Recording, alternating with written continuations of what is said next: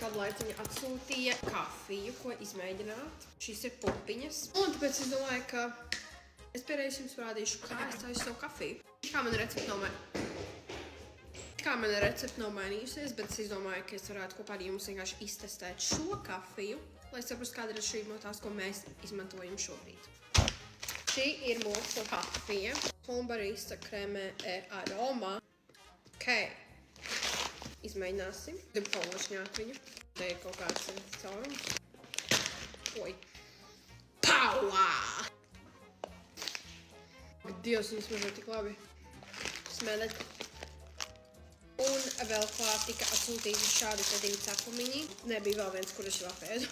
Bet šis izskatās ļoti inčīgs. Kā paldies, bet ķersimies pie kafijas.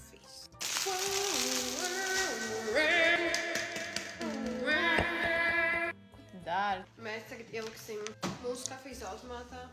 Mēs tagad ieliksim šo mūsu kafijas automātā. Šīs ir pupiņas, kuras mēs lietojam. Šobrīd vismaz. Šīs noteikti mažo labāk. Jā. Tas ir Loretas approved. Viņa teica, ka viņai arī šitais labāks mažo.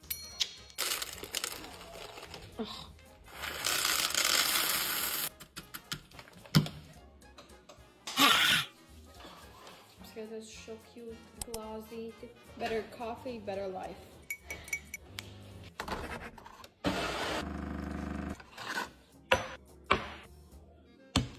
Tadā! Šodien pieliksim šo cukuru sirupu, lai kafija ir saldāka. Miks. Tālāk ledus. Šodien būs rozā ledus. Piens. Saldais krējums. Un kafija.